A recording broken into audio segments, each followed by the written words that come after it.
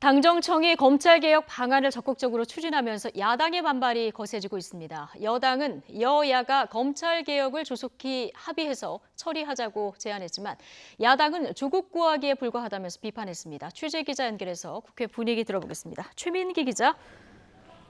네, 국회입니다. 네, 어제 당정청 협의회가 있었고 오늘 검찰개혁 2차 방안도 법무부 장관이 직접 발표를 했는데 이 검찰개혁 추진 방안에 대해서 여야 공방이 계속 국회에서 이어지고 있죠.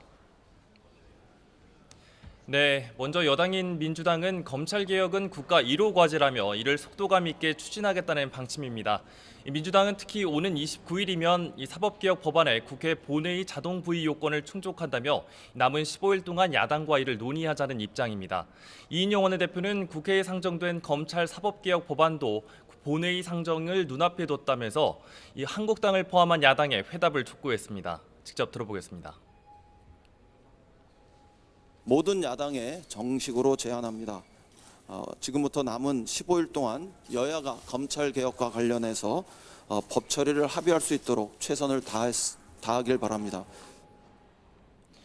반면 한국당은 기어코 독재의 길로 가겠다는 것이냐며 강하게 반발했습니다.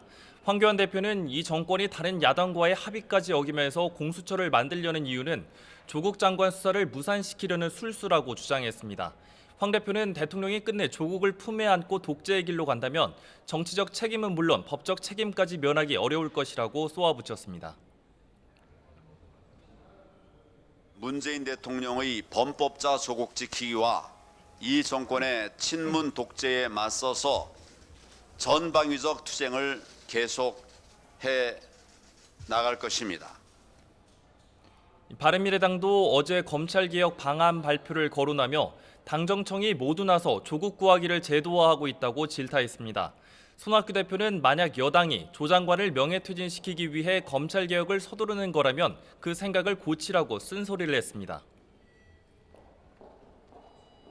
조국의 명예퇴진을 생각할 때가 아닙니다. 조국 장관을 하루빨리 해임시켜서 조국이란 시한폭탄을 안고 있는 대통령부터 구해야 합니다. 선거법 개정보다 사법개혁 법안을 우선 처리하자는 여당 제안에 대다수 야당은 부정적인 입장을 보이고 있습니다. 이런 가운데 오전 11시부터는 교섭단체 3당 원내대표 회동도 이어졌는데요. 원내대표들은 사법개혁안과 관련한 논의를 이번 주 수요일 오후 2시 30분에 이어서 진행하기로 했습니다. 네, 오늘 국정감사 곳곳에서 진행되고 있는데 오늘 어디를 특히 주목해서 봐야 합니까? 네, 이번 주 첫 시작부터 이 법제사법위원회의 여야 충돌이 거셌습니다. 이 앞서 오전 10시부터는 서울중앙지방법원과 서울고등법원에 대한 국정감사가 진행이 됐는데요. 이번 서울중앙지법 국감에선 조국 장관 일가를 둘러싼 수사와 관련해 이 법원의 영장 발부가 주요 이슈로 떠올랐습니다. 이 앞서 지난 9일 조 장관의 동생 조모 씨에 대한 영장이 기각되면서 야당이 특히 거세게 반발했는데요. 한국당은 영장을 기각한 명재권 판사를 증인으로 출석시켜야 한다고 맹공을 펼쳤지만 민주당은 재판 독립 침해라고 맞서며 여야의 난타전이 이어졌습니다. 이 고성과 반말이 오가는 이 여야의 팽팽한 대립 끝에 법제사법위원회 국감은 1시간 만에 정회되며 파행을 빚기도 했습니다.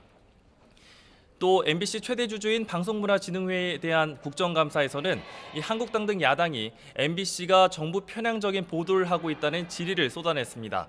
또 서초동 집회 참석 인원 보도와 MBC 보도국장의 TBS 프로그램 출연에 대한 의원 지적도 이어졌습니다. 이와 함께 서울시청을 상대로 열린 국정감사에선 최근 감사원 감사 결과가 나온 서울시 산하의 서울교통공사 친인척 채용 의혹에 대한 문제가 제기됐습니다. 또 조 장관 일가가 투자한 사모펀드 운영사 코링크 프라이빗 에쿼티가 서울 지하철 와이파이 사업에 참여한 배경을 놓고 야당의 집중적인 질의가 또 이어질 것으로 전망됩니다. 지금까지 국회에서 YTN 최민기입니다.